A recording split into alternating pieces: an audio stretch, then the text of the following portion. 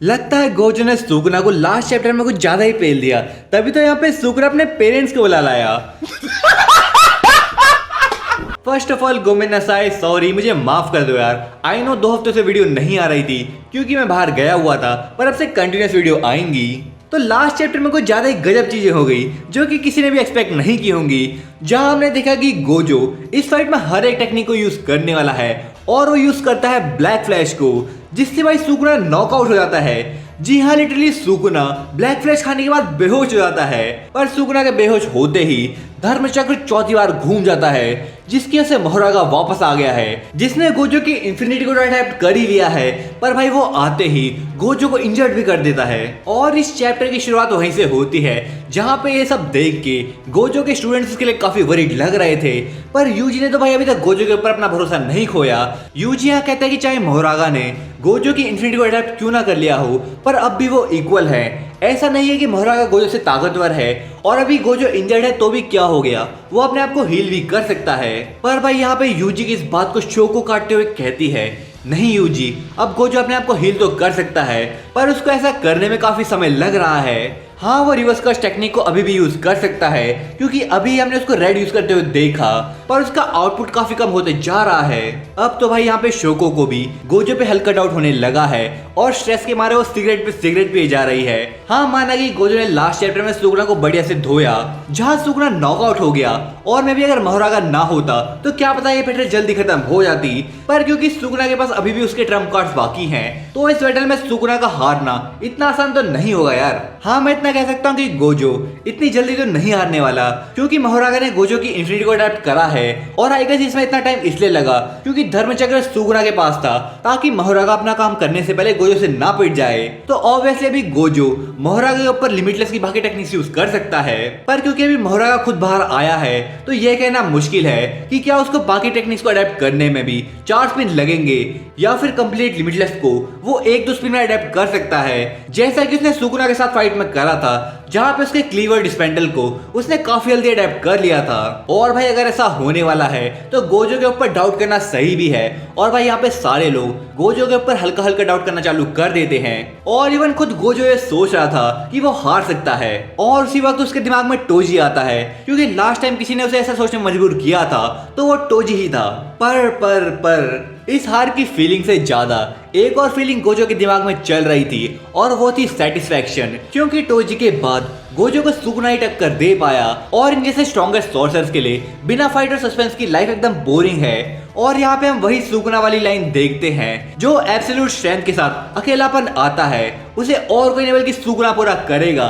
I know Gojo और Sukuna दोनों के ही केस में यहाँ लाइन कंप्लीट नहीं की गई थी, पर ये दोनों एक दूसरे से फाइट कर रहे हैं और एक दूसरे को सेटिस्फाई कर रहे हैं, तो इन दोनों को अपने में गुटरगु करने देते हैं। गोजो या मोहरागा को अपने मुक्कों से पेल रहा होता है, क्योंकि इन्फिनिटी उसके काम वैसे ही नहीं आने वाली, तो भाई साहब ने सोचा इसको तो मैं अपने मुक्कों से ही पेल दूंगा, जहां वो ऐसा कर भी रहा है। बस ये मुक्के खा के ही मोहरागा की तो भाई हवा ही निकल जाती है। पर तभी गोजो अपने इनकांटेशंस को भी यूज करता है ताकि वो अपने कम हुए आउटपुट को बढ़ा पाए, क्योंकि हमने फाइट की शुरुआत में ही देखा कि इनकांटेशंस, हैंड साइंस और इवन रिचुअल डांस भी कर्स एनर्जी आउटपुट को बढ़ा सकता है। तो यहाँ फाइट के बीच में बस गोजो मंत्र को ही यूज कर सकता है। सोचो फाइट के बीच में गोजो नाचने लग जाएगा तो मोहरागा और बाकी सब लोग क्या कहेंगे, और किसी का तो पता नहीं। पर यहाँ पे सुकुना ये ताना तो जरूर मारेगा कि हाँ तो यहाँ पे मुजरा कर ले पहले।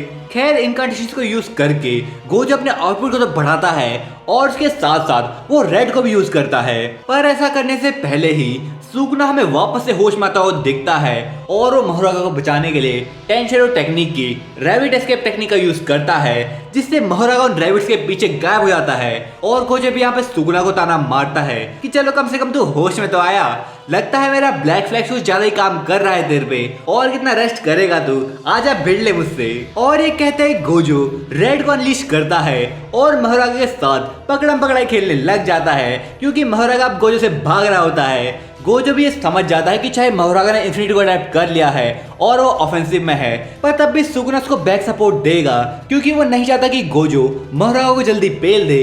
जुजुत्सु काइसेन की फाइट भाई काफी मजेदार होती है, खास करके गोजो और सुकुना की ये फाइट जहां वो कंटिन्यूअसली एक दूसरे की बेइज्जती मारते हैं और हंसते रहते हैं ताकि बैटल की सीरियसनेस खत्म ना हो और व्यूअर्स को मजा भी आए, फिर चाहे वो हम लोग हों या फिर गोजो के टीममेट्स। एक और चीज इस फाइट की अच्छी है कि यहाँ पे अपनी पावर्स के साथ साथ आसपास की चीजों को भी अच्छी तरीके से यूज किया जाता है, फिर चाहे वो बिल्डिंग्स हो, पत्थर के टुकड़े हो या फिर फायर एक्सटिंग्विशर ही क्यों ना हो, क्योंकि यहाँ पे सुकुना तो गोजो को डिस्ट्रैक्ट करने के लिए फायर एक्सटिंग्विशर उसके ऊपर फेंक देता है और उसे ब्लास्ट करता है, जिससे आसपास के एरिया में धूल फैल जाती है और इसी बात का फायदा उठा के मोहरागा गोजो के ऊपर आ जाता है। और यहाँ पे सुकुना लॉन्ग रेंज से चोसो के पियर्सिंग ब्लड टेक्निक जैसा अटैक यूज करता है गोजो के ऊपर और इसी बीच मोहरागा भी गोजो से भिड़ जाता है, तो गोजो के यहाँ पे टाइम नहीं मिलता कि वो सुकुना का अटैक को डॉज कर पाए और वो अटैक गोजो के राइट हैंड को डैमेज कर देता है। अब तुम सोच रहे होगे कि ये अटैक गोजो को हिट कैसे करा, उसके पास तो इन्फिनिटी है। तो इसका सिंपल आंसर ये है कि मोहरागा अगर गोजो के कांटेक्ट में आएगा तो उसकी इन्फिनिटी ऑफ हो जाएगी और इसी चीज का फायदा उठा के सुकुना उसको आराम से डैमेज कर सकता है। यानी कि अब यह फाइट 1v1 की फाइट से कन्वर्ट होके 2v1 की फाइट बन चुकी है और ऐसा गोजो खुद सोचता है। इतना ही नहीं भाई, यहाँ पे गोजो ये भी कहता है कि सुकुना मेरे जितना स्मार्ट और कैपेबल है, क्योंकि वैसे तो बिना शिकिगामी को समन किए उसकी पावर्स को यूज नहीं किया जा सकता, पर यहाँ पे जो सुकुना ने पियर्सिंग ब्लड जैसा अटैक यूज किया वो असल में पियर्सिंग वाटर है जो कि मैक्स एलिफेंट यूज कर सकता था। यानी कि सुकुना मोहरागा के अलावा भी शिकिगामी को यूज कर सकता है और ये कहना मुश्किल है कि वो और क्या क्या नए अटैक्स यूज कर सकता है। आई मीन 10 शैडोज के ऊपर इतनी जल्दी ऐसा कंट्रोल लाना आसान बात तो नहीं है।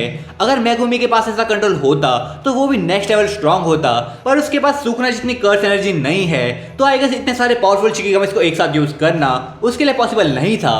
पर भाई गोजो के इस बात से क्या फर्क पड़ता है, वो तो यहाँ पे भाई इस बात से खुश लग रहा है क्योंकि वो कहता है कि रेड को अडैप्ट करने के लिए मोहरागा को ज्यादा टाइम चाहिए होगा एज कम्पेयर टू ब्लू, क्योंकि ब्लू तो बहुत बार यूज कर चुका है और रेड तो बस उसने अभी तक 2 बार यूज किया है। और क्योंकि लास्ट चैप्टर में हमें 2 चॉइसेस दी गई थी कि या तो मोहरागा अटैक खाने के बाद थोड़ा टाइम लेता है और टेक्निक्स को अडैप्ट करता है, या फिर वो मल्टीपल अटैक्स खाने के बाद किसी टेक्निक को अडैप्ट करता है। तो अगर मान लो इन दोनों कंडीशंस का होना जरूरी है तो इस हिसाब से रेड को अडैप्ट करने के लिए उसे अभी टाइम लगने वाला है। पर इतने में यहाँ सुकुना शायद गोजो का माइंड रीड कर लेता है, क्योंकि वो उसे कहता है कि तू जो समझ रहा है कि ये 2v1 की फाइट है वो गलत है, असल में ये फाइट 3v1 की है। जिसके बाद सुकुना एक न्यू शिकिगामी को समन करता है जिसका नाम है आगिटो, जो कि टोटलिटी और नुए का फ्यूजन है, जहाँ पे हम साफ साफ उसकी अपर बॉडी को नुए के फॉर्म में देख सकते हैं और उसकी लोअर बॉडी डॉग्स के पॉ के फॉर्म में है। रुको भाई, मुझे पता है तुम सुकुना को फ्रॉड कहने वाले हो, अरे यार कह लेना उसे फ्रॉड, पर भाई look at this panel. 10 shadow technique को भाई सुकुना किस लेवल तक ले गया है, एक साथ 2 इस लेवल के बीच समन करना। मैं भाई शॉक नहीं होऊंगा कि अगली बार सुकुना किसी और शिकिगामी को फ्यूज करके समन करेगा। और अगर सच में ये फ्यूजन सारे शिकिगामी के साथ पॉसिबल है तो 10 शैडो टेक्निक की पावर्स की पॉसिबिलिटी लिमिटलेस है। और क्योंकि 10 शैडो टेक्निक करेंटली सुकुना के पास है, तो जब तक उसके पास कर्स एनर्जी है तब तक तो भाई सुकुना नहीं हारने वाला। गो जो है सुकुना के इस मूव को देख के कहता है कि तू तो भाई एक खोया हुआ एलियन बच्चा लग रहा है, क्योंकि तूने तो अपने मम्मी पापा को बुला लिया है। आई मीन भाई यहाँ पे वो सही भी कह रहा है, लग तो बिल्कुल ऐसा ही रहा है। और इसे सुन के कुछ सुकुना भी हंस रहा होता है। जिसके बाद ये 3v1 की बैटल शुरू हो जाती है, जहां सुकुना, मोहरागा और आगिटो कंटिन्यूअसली गोजो के ऊपर अटैक कर रहे होते हैं। पर जब तक मोहरागा गोजो के टच में नहीं होगा तब तक बाकी दोनों का अटैक काम नहीं करने वाले। तो यहाँ पे बैटल डायरेक्ट 3v1 की फाइट नहीं हो सकती जब तक मोहरागा गोजो के टच में ना होगा। और इसी बात को गोजो यहाँ पे ज्यादा ध्यान दे रहा है कि मोहरागा से अपना डिस्टेंस मेंटेन करके रखे। पर भाई इतनी कंफ्यूजन में सबको एक साथ देख पाना पॉसिबल नहीं होता और कहीं ना कहीं ब्लाइंड स्पॉट बन जाता है, जिस चीज का फायदा यहाँ पे सुकुना उठाने का ट्राई करता है और वो गोजो की शैडो के अंदर से निकल के फिर से उसके ऊपर पियर्सिंग वाटर अटैक यूज करता है। लेकिन गोजो सेंसे के रिफ्लेक्स भी भाई यहाँ पे नेक्स्ट लेवल पे हैं, वो एकदम से पलट के सुकुना के ऊपर पंच करता है, पर भाई सुकुना भी उसे इवेट कर लेता है और गोजो फिर से आगेटो और मोहरागा के बीच में फंस जाता है। पर गोजो यहाँ पे कुछ ना कुछ करके एक ओपनिंग निकाल लेता है और उनके ऊपर रेड यूज करता है, जिसका भाई डायरेक्ट इम्पैक्ट मोहरागा के ऊपर पड़ता है। पर यहाँ पे हम देखते हैं कि मोहरागा इंजर्ड तो हुआ है लेकिन उसके ऊपर ज्यादा असर नहीं हुआ इस अटैक का। तो भाई यहाँ पे गोजो भी सोच में पड़ जाता है कि आखिर ऐसा क्यों हुआ। उसे पता है कि उसका आउटपुट कम हो रहा है पर भाई ये तो उसकी वजह नहीं है, और क्योंकि मोहरागा ने बस एक बार रेड को झेला तो ये तो पॉसिबल नहीं है कि उसने इतनी जल्दी रेड को अडेप्ट कर लिया हो। तो गोजो यहाँ पे सोचता है कि मोहरागा को किसी चीज को अडेप्ट करने के लिए 0 से 100 तक नहीं जाना पड़ता, मतलब 0 से 100 तक प्रोसेस नहीं करना पड़ता, बल्कि जब मोहरागा किसी अटैक को झेलता है तब खुद ब खुद वो उसको अडेप्ट करने लग जाता है। और ऐसे ही अगर वो 2-3 बार करेगा तो वो कम्प्लीटली किसी अटैक को अडेप्ट कर सकता है। तो गोजो भी यहाँ पे अब थोड़ी मुश्किल में है क्योंकि अब वो रेड को भी यूज नहीं कर सकता और ब्लू तो भाई उस पर काम नहीं करेगा क्योंकि वो ऑलरेडी इसको काफी बार यूज कर चुका है। तो भाई अब गोजो के पास बस एक ही अटैक बचता है जो कि उसके दिमाग में आता है जो मोहरागा को हरा सकता है, और गोजो उसी के बारे में सोचता है कि मैं उसको यूज करूंगा, जिसका नाम है हॉलो पर्पल टेक्निक। यानी कि गोजो अब यूज करने वाला है अपने हॉलो पर्पल टेक्निक को। पर मुझे लगता है कि वो सिंपल पर्पल को यूज नहीं करने वाला, यहाँ पे वो कुछ डिफरेंट करने की सोच रहा है और इसीलिए वो यहाँ पे हंस रहा होता है। तो आज की वीडियो यहीं पे होती है खत्म। अगर आपको ऐसी वीडियोस देखनी है